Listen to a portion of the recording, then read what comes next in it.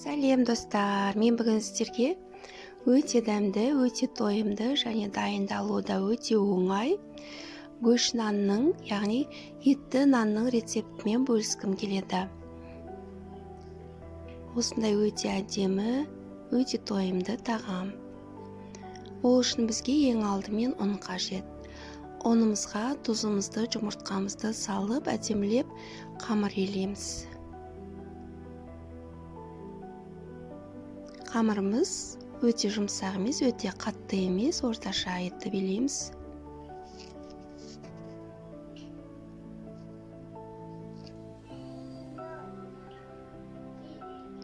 Қамырымызды елеп болған соң, оны майда күлшелерге бөліп, дөңгелектеп, бетін жауып тұндырып қоямыз. Содан соң салмамызды дайындаймыз. Пиязды майдалап турап, ет тартқыштан өткізілген етімізге туралған пияздымызды салып, тұз, бұрыш, дәмдеуіштерімізді салып, және кішкене сұйық май қосып, фаршымызды жақсылап араластырып аламыз.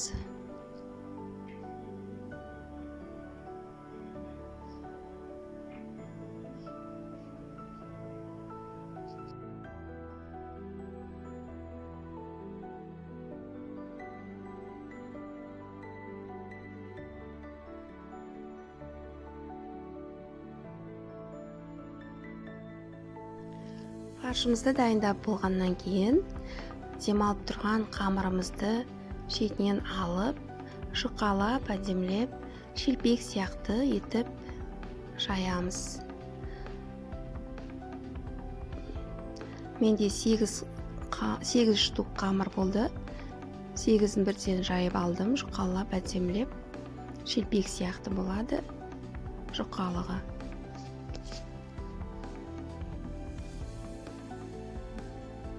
Содан соң жайылған қамырдың 4-еуіне осылай салмамызды салып, фаршты салып, жайып, тегістеп,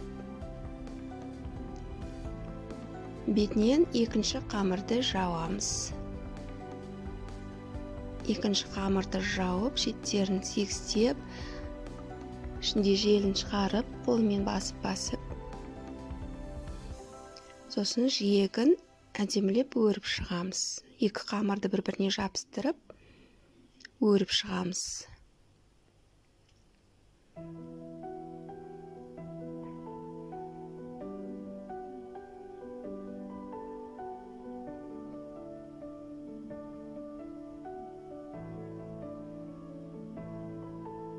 Осылай тек шетін әдемілеп өрсеңіз болады.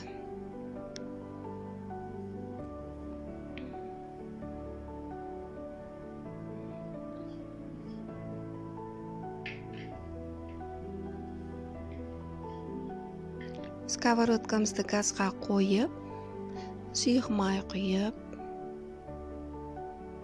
қыздырып аламыз.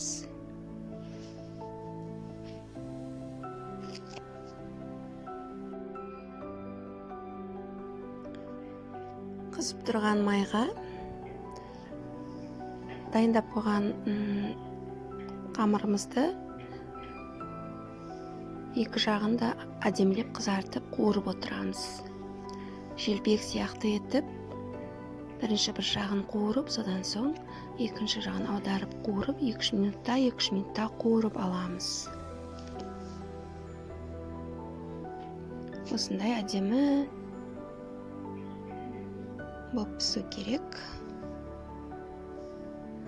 Содан соң дайын болған, қуырып болғаннан кейін мантаварканың табағына осы нандарымызды салып,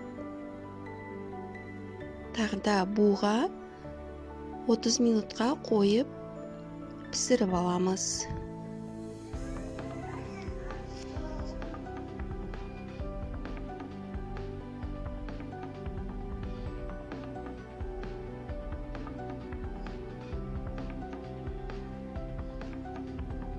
Үйде жасап көріңіздер, өте дәмді, өте тойымды тағамның түрі. Міне осындай болады.